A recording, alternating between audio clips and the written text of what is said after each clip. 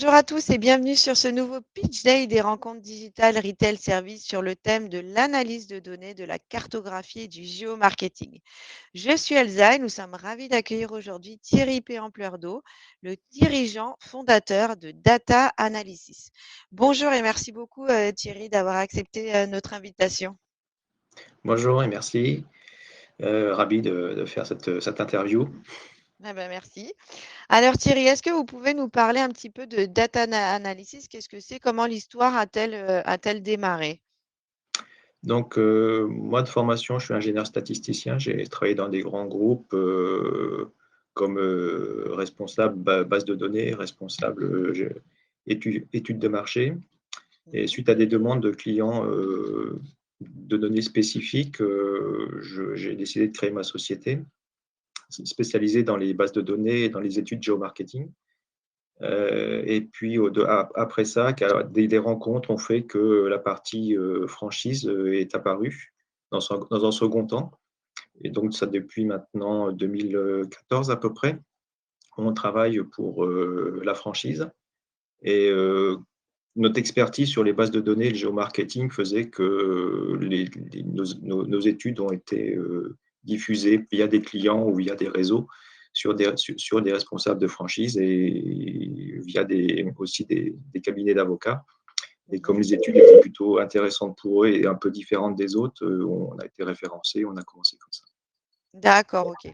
Alors du coup, comment ça se passe en fait? Quels sont les services que vous pouvez proposer plus précisément aux têtes de réseau? Alors pour la franchise, on a plusieurs types d'études. On a tout ce qui concerne la rédaction du DIP, donc les études à intégrer dans ce DIP, qui sont Mhm. l'état local de marché et l'état général de marché. Donc nos études pour répondre à la loi Dubin sont des données macroéconomiques en ce qui concerne l'état général de marché et des données microéconomiques sur la zone qui est affectée aux futurs candidats pour l'état local de marché. Ok. Donc, nous, on travaille toujours avec les réseaux à partir d'une première réunion pour bien cibler leurs besoins. Et à partir de ça, on fait des études vraiment spécifiques pour chacun de nos clients. On n'a pas d'études sur étagère où un client nous appelle, on prend l'étude, on change le logo et on l'envoie. Donc ça, chez nous, ça n'existe pas. On a par exemple, si on prend la restauration rapide, on a bien évidemment une partie commune, mais il y aura toujours une partie, à peu près la moitié, où c'est vraiment spécifique au réseau, si c'est telle ou telle catégorie de Oui, bien restauration sûr. rapide, s'il y a des spécificités du style halal ou pas halal, si c'est pour le… Voilà, il y a toute cette partie-là qu'on intègre pour chacun des réseaux. Donc, Ok. Et du coup, pardon. oui. Du coup, quel type de prestations en fait vous proposez plus spécifiquement à vos clients? Donc là, en dehors de ces études état local, état général de marché, on propose des bases de données ad hoc qui sont spécifiques au secteur d'activité. Donc, on peut avoir des données qui donnent le marché, les dépenses des ménages sur un secteur. On le fait par quartier, IRIS. Donc, on en génère un bon paquet tout au long de l'année et on les intègre dans les bases de données et donc dans les états locaux, états généraux quand il y a besoin. Donc, on peut avoir la restauration rapide à domicile, la restauration rapide plutôt food truck ou plutôt, enfin là, il y a plusieurs catégories. Bien Et sûr. donc, ces informations, on les intègre en plus dans l'état local de manière à avoir un montant chiffré du potentiel de la zone. Donc, c'est Ok. toujours du potentiel. Ça ne correspond pas à une étude de marché où là, on fait l'estimation du chiffre d'affaires. Là, c'est vraiment sur une zone, il y a tant de potentiel de chiffre d'affaires. On est, je ne sais pas, peut-être de 50 concurrents sur la zone. Bon, même si on fait la division, ça ne va pas marcher. Mais voilà, ça permet d'avoir un peu quel est le volume de chiffre d'affaires possible. Et puis après, chacun voit un petit peu comment il peut gérer ça en interne pour avoir une petite idée. Mais le mieux après, derrière, effectivement, c'est de générer une étude de marché en fonction d'un point de vente bien spécifique. Ok. Donc Donc, du coup, il y a ça, trois types. Pardon, donc excusez-moi ça Thierry. l'étude de marché, c'est une étude complémentaire qui est proposée pour les franchisés, ce n'est pas pour les têtes de réseau. qui se fait lorsque le candidat a une implantation déjà bien définie. OK, Donc avec un local qu'il est prêt à signer, en gros. d'accord. OK, donc ça, il y a l'étude de marché pour les franchisés. Ensuite, il y a aussi le géomarketing que Ouais. vous Donc, le géomarketing, on a toutes les données, comme j'ai dit tout à l'heure, pour l'estimation du chiffre d'affaires. Auparavant, on peut définir des zones de développement, c'est-à-dire si on est un réseau, on veut se développer en France, par exemple, quelles sont les zones les plus propices pour son développement? Quel mmh. type de zone il faut, si c'est des zones assez restreintes ou allant jusqu'à la région, le département, c'est possible aussi. Donc avoir un petit peu cette notion de taille, de zone qu'il faut pour générer un chiffre d'affaires cohérent pour un franchisé et aussi égaux, des chiffres d'affaires égaux pour tous les franchisés. C'est-à-dire que lorsqu'on fait un secteur pour un premier franchisé, on, on va être apte à créer autant de zones en France avec ce même potentiel de chiffre d'affaires. OK. Donc, ça garantit l'équité entre chacun des futurs franchisés ou qui s'installent en France. Alors, effectivement, les tailles des zones vont peut-être être de 10 minutes en voiture à une demi-heure, trois quarts d'heure. Ça peut être des zones qui vont être petites pour certains et très grandes pour d'autres. Oui, tout Mais ils dépend auront de le ce que même vous avez potentiel. Ouais. défini, voilà, tout dépend aussi Voilà. de ce que vous avez défini en amont avec la tête de réseau, j'imagine? Voilà, c'est ça, oui. Je sais pas, si on prend quelque chose de très simple pour illustrer, ça va être, voilà, on fait une zone de 10 000 habitants. Voilà, 10 000 habitants, ça va faire une petite ville de province et ça va faire la moitié d'un arrondissement de Paris, le plus petit arrondissement. Voilà. Ça va Eh être, oui. donc ça peut être quelques kilomètres carrés à 50, 60, 70 kilomètres carrés de zone. Donc voilà, ça va dépendre des critères que l'on prend. Et donc après, la taille de la zone, elle évolue. Et on peut borner, souvent on borne parce qu'il y a des problèmes d'accessibilité. On va se dire, si on est au-delà de 15 minutes de voiture, les clients ne viennent pas, donc ce n'est pas la peine de faire des zones trop grandes non plus. Donc voilà, il y a plusieurs critères qui bornent aussi en fonction de type de zone qu'on veut faire. Bien sûr. Puis en fonction de la concurrence aussi, j'imagine, peut-être que Oui, si, oui. Ah oui, en fonction de la concurrence, s'il y a une zone où il y a beaucoup de concurrence, on augmente les critères de limite de création de zone. Voilà, il y a des facteurs qui rentrent en compte. Si on est dans une zone où il y a deux concurrents et une autre où il y en a 50, on ne va pas prendre les mêmes critères. ouais, bien sûr. Et après, donc, il y a cette activité, base de données dont vous parliez tout à l'heure. Oui, donc mais on est assez large sur les bases de données, mais bon, quand on se restreint sur la franchise, on utilise principalement tout ce qui est revenu qu'on a au quartier, tout ce qui est emploi qu'on a au quartier aussi, Mmh. tout ce qui est dépenses des ménages sur sur toutes les activités possibles. Et puis, on a des typologies de clients qu'on peut créer, c'est-à-dire, on a deux types de typologies. Soit le client nous dit ma clientèle cible, c'est ça. C'est par exemple les femmes de 25 à 30 ans, plutôt CSP+, famille monoparentale avec des revenus de plus de X euros. Voilà, donc on fait une typologie de ce profil et on estime des potentiels par quartier. Donc on va dire ce quartier-là, il a 50 personnes de ce type-là présentes et dans l'autre, il va y en avoir 10. Voilà, donc quartier par quartier, on va avoir un nombre de potentiels de clients cibles. OK. Et voilà, et donc ça, c'est vraiment en fonction de chacun des clients, en fonction de ses clients cibles, s'il les connaît.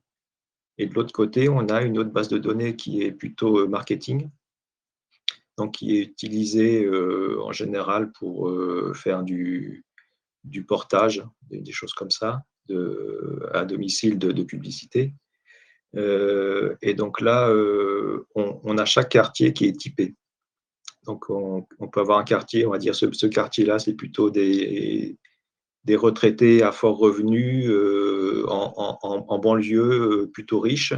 Voilà, les autres, ça va être plutôt des ouvriers défavorisés en zone extérieure. Voilà, il y a à peu près une cinquantaine de types possibles pour estimer la France entière. Alors, ça peut être, il y a OK. les zones habitées, il y a les zones de non-habitées, les forêts, tout ça, les zones industrielles, il y a plutôt agricole, plutôt périphérie, plutôt urbain, plutôt très urbain. Voilà, donc, il y a à peu près une cinquantaine de profils. Et si on a les fichiers clients, on peut dire, bah voilà, en fonction des clients que vous avez, les profils sont plutôt majoritairement comme ça. OK. OK, c'est très clair. Donc voilà. Que quel type d'entreprise, du coup, vous accompagnez? Bon, on a compris que c'était des réseaux, mais il y a pas que ça, j'imagine? Non, il y a, enfin, majoritairement, c'est des réseaux, bon, quelle que soit leur taille, hein. Ça peut être un groupe internationaux qui sont en France, mais qui ne sont pas originaires de France, à une petite PME, ou un réseau qui est en création, une personne qui a un ou deux restaurants et qui veut développer en réseau. Donc, au tout début, voilà, on a ça, ou même des particuliers qui veulent créer une entreprise, qui veulent créer une activité, qui veulent avoir une vision sur le potentiel et voir si comptablement ça peut passer auprès de banques et autres pour établir les dossiers auprès des banques pour faire leur business plan.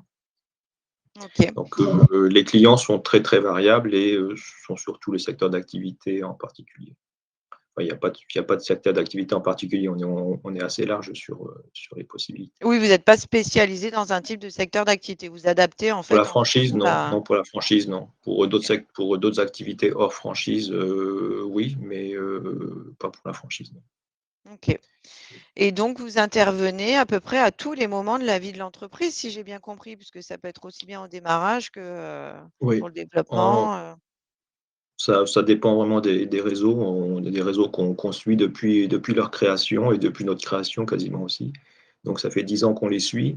Donc ils passent par différentes phases. C'était au début la création et maintenant au développement, à l'optimisation des zones, à l'optimisation des forces commerciales et tout ça. Donc il y a puis toujours les créations, les ouvertures, bon, il y a toujours besoin d'études au fur et à mesure. Mais oui, on les suit du début en général. Donc, on en a beaucoup qui sont à la création. Et ensuite, on a d'autres réseaux qui nous rejoignent au milieu de leur vie, quoi. Donc, il n'y a pas de profil type des clients en fonction de leur taille ou en fonction de leur durée de vie. Donc, OK. pour beaucoup, on les suit au début, donc on les suit assez régulièrement. Et puis d'autres qui viennent voilà, pour des données un peu plus particulières. Il y en a qui viennent pour ce qui concerne de l'étranger, parce qu'il n'y a pas beaucoup de cabinets qui travaillent pour l'étranger. Donc nous, on a l'avantage de pouvoir faire des études partout dans le monde. On a fait plus d'une soixantaine de pays jusque-là. Il y a quelques pays qu'on n'a pas fait, qu'on fera certainement jamais, qui sont la Chine et la Russie. Donc Mmh. pour des raisons politiques de leurs données. Donc on n'a pas accès à leurs données si ce n'est si on a un pied chez eux, un pied chez eux, quoi, en gros. Si on travaille officiellement avec eux, si on a des échanges, donc en dehors de ça, difficile d'avoir des données. Donc pour des études concernant la franchise, c'est compliqué. Mais en dehors de ces deux pays, la Corée du Nord aussi, je veux dire, la troisième. Ouais. En dehors de ce type de pays, voilà, on a fait des études à peu près un peu partout. On le fait en plusieurs langues. On le fait en interne, en français, en anglais et en allemand. Et puis pour les autres, puis l'espagnol.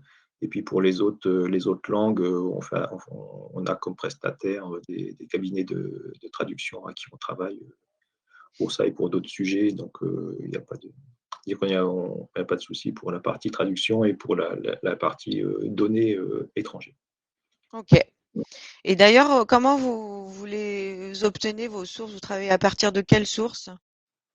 On récupère tout ce qui est base officielle. Donc qu'on récupère ou qu'on achète.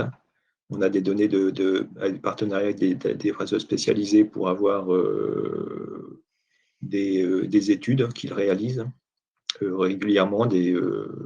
Ça peut être des interviews, ça peut être des sondages, ça peut être des choses comme ça. Tout ce qui est syndicat aussi, qui on récupère des informations. Les annuaires professionnels, voilà, et puis tout ce qui est base propre, concret aussi. Donc voilà, on a plusieurs sources de données officielles et professionnelles. OK. Et c'est quoi l'ADN de Data Analysis? Quelles sont les valeurs que vous véhiculez, vous, au sein de Data Analysis? Qu'est-ce qui est Euh, important pour vous? Ce qui est important, c'est qu'on fournisse des études qui sont utilisables, que ce ne soit pas obligatoirement que des études qui répondent à du droit, voilà. Sinon, on peut effectivement faire des études, on va sur un site, on clique et on récupère quelque chose qui n'apporte rien ni pour le franchisé ni pour le franchiseur. Donc nous, on veut plutôt faire des études qui soient utilisables aussi bien pour le franchiseur que pour le franchisé. C'est-à-dire que ce n'est pas une étude de marché, mais ça permet de travailler quand même pas mal. Notamment, pas mal de réseaux, à des fois, demandent des études de marché locales pour voir avant de discuter avec le franchisé, pour voir si c'est viable pour eux, si c'est une zone qui est viable, si c'est quelque chose qui est possible ou pas. Ou combien de zones il faut faire dans un. Par exemple, si on prend un département, il veut installer quelqu'un dans un département, mais il ne sait pas trop combien de zones il faut. Donc, on fait des études un petit peu auparavant pour revoir, sans que ce soit obligatoirement une sectorisation, mais de Mmh. voir quel est le potentiel, où ça se situe, qu'est-ce qui est intéressant. Et ensuite, on fait des études basiques pour aller dans l'état local, mais tout en donnant des informations suffisamment précises pour dire, ben voilà, on vous donne ce secteur, mais dans ce secteur, c'est plutôt là qu'il faut aller, c'est plutôt là qu'il faut s'installer, c'est plutôt là où le marché va se faire. Donc, et le franchisé, lui, à côté, bah, s'il veut faire un peu de pub, savoir où, plutôt, lui, dans quelle rue, dans quel quartier il faut qu'il recherche un local, à partir de cette idée, il peut déjà se donner une bonne idée, sans qu'il ait l'estimation du chiffre d'affaires, mais il peut déjà se dire, c'est plutôt par là que je vais chercher quelque chose. Une fois qu'il a trouvé son local, à ce moment-là, on enclenche l'étude de marché. Mais voilà, ça permet d'avoir ce type d'information qu'il n'y a pas dans un état local basique qu'on peut avoir en cliquant sur un bouton. On a juste les Mmh. informations pour le total de la zone et puis voilà, ça s'arrête là. Donc à partir de là, on peut pas faire grand-chose d'autre. À part si ce n'est répondre à la loi Dubin pour certains s'ils sont suffisamment pointus. Oui, donc vraiment les valeurs que vous, la philosophie que vous prônez, en fait, c'est vraiment d'aider, en fait, réellement le franchiseur ou le franchisé Oui, dans ses recherches, quoi. C'est vraiment oui, oui. c'est important pour Alors, vous, quoi. on essaye de faire quelque chose d'un peu plus, voilà, on va dire un peu plus premium qu'un pur état local basique qu'on peut faire en automatique. Bon, même si le premium, c'est peut-être pas le terme le plus adapté, mais on va dire, comme nous, on travaille plutôt sur des problématiques avec des grands groupes, sur du développement. Bah, enfin, ce type de travail, ce type de besoin, on l'intègre dans nos locaux, dans des études de marché qu'on fournit aux franchisés. Donc, Mmh. on n'a pas évidemment la même philosophie, la même logique de présentation des études que tous les autres cabinets. Notre ADN, c'était avant tout vraiment de donner des informations utilisables tout de suite, hein, pour ces grands groupes qui, dès qu'il y a un problème, nous font appel à nous. On a un problème dans ce secteur d'activité pour développer ou pas, quelles sont vos préconisations? C'est ça les questions en général. Et donc, on essaye d'avoir cette philosophie dans les études qu'on fournit aux franchisés et aux Et c'est quoi franchisés. Thierry qui vous plaît, dans votre métier, et qui vous passionne? Voilà, bon, ce qui nous plaît, ce qui nous passionne, c'est qu'on on peut passer d'un sujet totalement différent au cours d'une journée, on peut aller sur trois, quatre sujets différents et c'est rarement on fait rarement 2 fois la même chose, quoi. C'est rare.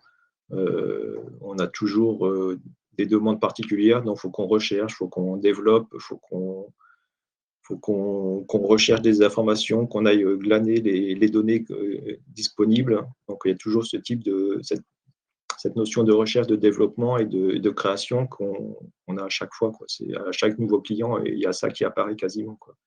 Donc Vous êtes un enquêteur.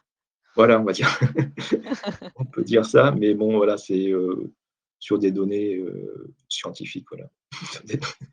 Ouais, Donc, nous, l'ADN aussi, c'est tous ceux qui travaillent chez nous sont des scientifiques, sont des bac plus 5 en mathématiques, en statistiques et en géomarketing. Il y a des personnes aussi qui sont plutôt langue, plutôt orientées langue français. Donc, mais la majorité sont quand même des scientifiques. Donc voilà, on reste avant tout objectif. Ouais. Et avec cette vision scientifique des choses. Et c'est pour ça qu'il faut faire appel à data analysis. C'est ça votre On va secret? dire, ça aide. C'est-à-dire que quand on fait quelque chose, on sait de quoi on parle. C'est des données qu'on maîtrise sans problème, quand on maîtrise toutes les données, c'est aussi bien que celles qu'on reçoit que celles que l'on crée. Donc, quand il y a un problème sur un sujet, sur un franchiseur qui a un centre de développement qui est assez restreint, on peut cibler sur vraiment sa spécificité. On a rarement eu de problème pour aller aussi loin que lui le veut. Et à côté, si le développement change, si il y a quelques points qui n'ont pas été assez développés, voilà, ils reviennent et on modifie l'étude. Voilà, c'est pas quelque chose des études qu'on livre. S'il y a un petit problème, ils nous rendent et on les modifie, on les redonne enrichis de points de vue. Ça peut arriver, voilà, on fait l'étude, on s'est mis d'accord sur le contenu, on s'est bien compris, et 2 mois après, ah oui, mais j'ai oublié de vous dire ça, il y a ça en plus, est-ce que c'est possible ou pas? Donc voilà, en général, il n'y a pas de souci, on le réintègre, on le redonne, c'est au même tarif, on ne change pas les tarifs, mais voilà, il y a cette notion de flexibilité qui fait que quand on fait appel à nous, une fois que c'est livré, on fait la prévente quand même, on va dire. Il n'y a pas de, OK. il y a pas de problème sur le sujet. Et quel conseil vous pourriez donner à une tête de réseau, enfin, ou un décideur, avant de se lancer dans la recherche d'un prestataire, et notamment dans le géomarketing et les études de marché? Alors sur le prestataire, faut déjà qu'il ait suffisamment bien avancé son projet. Nous, on intervient en général une fois que le projet est validé, que les données, que les DIP sont déjà rédigés par un avocat, donc où les choses sont bien bornées. Une fois qu'il est arrivé là, il aura effectivement à choisir des prestataires pour le géomarketing. Euh, Là, je n'ai pas de conseil particulier à donner, c'est vraiment chacun fait comme il veut. Euh, Ça, des fois, c'est une histoire de réseau. Voilà, on connaît quelqu'un qui a fait appel à telle personne, et il est sûr de son travail, ça se passe bien. Donc, voilà, c'est du bouche à oreille pour parfois. Et le conseil que je peux donner, c'est vraiment de s'entretenir avec les personnes, donc avec les cabinets, pour qu'il y ait un beau feeling entre les personnes, que ça se passe bien, qu'on se sente En entendu, confiance? compris, en confiance. Voilà, c'est plus ça qui est important. Après, l'étude, quand on fait appel à un cabinet de géomarketing, faut pas, enfin, il n'y a pas que la partie étude qu'on livre, il y a toute la partie conseil en amont ou même en aval. Voilà, si il y a des clients qui voulaient créer une zone, qui voulaient créer des secteurs, qui voulaient créer une nouvelle activité, ils me disaient, voilà, je veux faire des zones de temps pour faire comme mon concurrent. Voilà, faites-moi ça, dites-moi combien ça coûte. Donc là, bah, non, on regarde ce qu'il veut faire, on regarde un petit peu ses activités, ses performances, et ensuite on le conseille. Donc, on a des clients, j'en ai eu il n'y a pas si longtemps que ça, qui me disaient ouais, je veux faire des zones de 100 000 habitants, de 10 000 habitants. Je dis bah, non, ça paraît vraiment trop petit, vos concurrents et autres. C'est pas exactement ça. Nous, on travaille déjà sur le sujet, on sait que ce serait plutôt 100 000 et non pas 10 000. Ouais, c'est pas du tout le Pour même certaines rapport, villes. quoi. Ouais, c'est pas du tout le même rapport. Donc voilà, on a l'habitude de travailler on a à peu près 400 réseaux avec lesquels on a travaillé. Donc on voit à peu près ceux qui marchent, quelles sont les performances, quelles sont leurs zones. Et en 10 000, je lui dis non, ça va pas le faire. Ça va être, effectivement, on en vendrait beaucoup, mais il y a peu de chances qu'il dure très longtemps. Donc, Mmh. au bout d'un an, il y a peu de chances qu'il ait un chiffre d'affaires suffisant pour rester en vie. Donc, Ouais, pour pérenniser son activité. voilà. Donc, il n'y a pas que les données, enfin, que l'état local ou l'état général. Il y a plein de choses auxquelles on donne des conseils, on parle, on essaie de parler plus souvent avec nos clients pour voir ce dont ils ont besoin. Et puis, voilà, si toutes les nouveautés qu'on peut avoir, on leur dit, voilà, on a accès à ça, est-ce que ça vous intéresse? Est-ce qu'on peut l'intégrer en plus dans vos études? Ça me paraît intéressant de prendre ça en compte. Voilà, il y a ces échanges-là qu'il ne faut pas négliger parce que le développement, c'est effectivement à une date T, on peut dire j'ai besoin de ça, mais dans 6 mois, dans un an, 2 ans, il faut que quelqu'un vous conseille parce qu'une fois que vous êtes en développé, vous avez une cinquantaine de franchisés, vous n'avez pas non plus un énorme temps à consacrer à tout. Quoi. Donc, c'est un autre métier après qui commence, franchiseur. Et Eh oui, c'est plus la même chose que lorsque vous êtes tout seul, vous avez un ou deux franchisés à gérer. Quand vous en aurez une 50, une 60, c'est plus le même métier, vous n'aurez plus les mêmes choses à faire. Donc, il faut être entouré de personnes compétentes qui peuvent vous apporter des solutions directement sans que vous ayez besoin de les demander. tout à fait. Tout à fait. Ce sera le mot de la fin, Thierry? C'est Oui, comme ça que vous souhaitez conclure ou vous souhaitez ajouter encore quelque chose? bah, sur le salon de la franchise, enfin le salon de rencontre digitale, nous sommes présents pour la première année. Donc, n'hésitez pas à venir nous voir ou nous contacter si vous avez des questions par rapport à ce qu'on a pu développer là en quelques minutes. Et si vous avez des besoins particuliers, n'hésitez pas non plus. Je n'ai pas pu tout développer, donc c'est qu'une partie de notre Oui. travail qui est présentée. Donc, c'est vraiment, si les personnes ont besoin de choses un peu plus précises, il ne faut pas hésiter. Quoi. Voilà. Mais écoute, c'est exactement ce que j'allais dire, Thierry. En tout cas, merci beaucoup pour tous ces éléments qui ont été, j'en suis sûre, très intéressants et instructifs pour les décideurs de réseau. Comme vous le disiez si bien, Thierry, n'hésitez pas à vous rendre sur le stand de Data Analysis pour retrouver toutes ces informations et bien d'autres encore, ou prendre directement contact avec Thierry et son équipe si vous avez envie de travailler avec Data Analysis. En tout cas, merci beaucoup encore, Thierry, pour cette intervention. Bonne journée à vous.